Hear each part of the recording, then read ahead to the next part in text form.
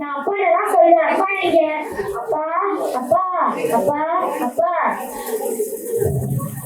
சொல்லுமா முத்துலட்சுமி. அப்பா நான் 100 பேர் எழுதுனேன். மேல்நிலை படிச்சுட்டேன். முதல் மதிப்பெண் வாங்கியிருக்கேன்ப்பா. கேட்கவே விழா மகிழ்ச்சியா இருக்குமா? காலத்துல கல்யாணம் முடிக்கிற வயதுல மேல்நிலை படிப்பெல்லாம் தேவைதானா நம்ம பொண்ணுக்கு? அக்கா எவ்வளவு கஷ்டப்பட்டு படிச்சு முதல் மதிப்பெண் வாங்கியிருக்காங்க. அதனால மேல் படிப்பு படிச்சிருக்கேன்ப்பா. சரியா சொன்னமா? ஒரு பெண்ணுக்கு கல்வி கொடுப்பது ஒரு சமூகத்துக்கே கல்வி கொடுக்குற மாதிரி. நீ என்ன எப்படி சொல்லுங்க? சரி, அவள் விருப்பப்படியே படிக்கணும். என்ன ஏதோ பாரதாம பேசிட்டு இருக்கீங்க போல? ஆமா மாமா, நான் 100 பேர் எழுதுனேன். மேல்நிலை படிச்சுட்டேன். முதல் மதிப்பெண் வாங்கியிருக்கேன் மாமா. ஆனா அம்மா படிச்சு என்னன்னு சொல்றாங்க. பட்டங்கள் ஆழ்வதும் சட்டங்கள் செய்வதும் பாரதியில் பெண்கள் நடத்த வந்தோம். மகாகவி பாரதியார் வார்த்தையை மறந்து விட்டீர்களா? அவனது விருப்பப்படி படிக்கட்டுமே.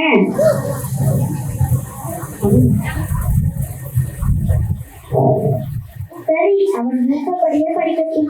சரி, மேல்நிலை படிப்பு என்ன படிக்கணும் மாமா? மருத்துவ படிப்பே படிக்கிறாங்க. சரி மாமா, அதே விண்ணப்பிக்கலாம். இதெல்லாம் வேண்டாம்.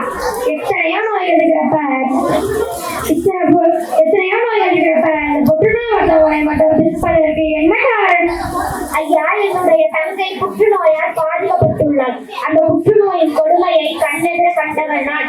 அந்த புற்றுநோயால் பாதிக்கப்பட்டவரை இந்த மருத்துவமனையில் சேர்த்து காப்பாற்ற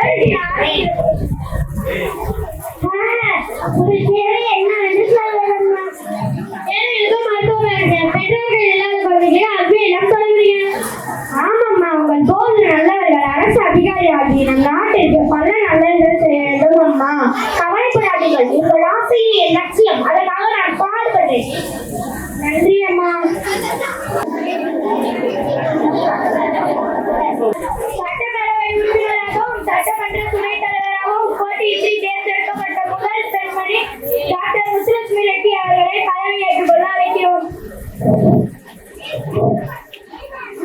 சட்டப்பேரவை உறுப்பினராகவும் சட்டமன்ற துணைத் தலைவராகவும் தேர்ந்தெடுக்கப்பட்ட முத்துலட்சுமி ரெட்டியின் முன்னால் சட்டப்பூர்வமாக இந்திய அரசமைப்பில் உண்மையான நம்பிக்கையும் மாறப்பற்றும் கொண்டிருப்பேன் என்றும் என் பணியை நேர்மையுடன் செய்வேன் என்றும் உளமாற கூறுகிறேன்.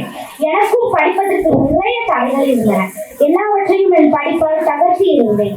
குழந்தைகளே, நீங்களும் படியுங்கள்.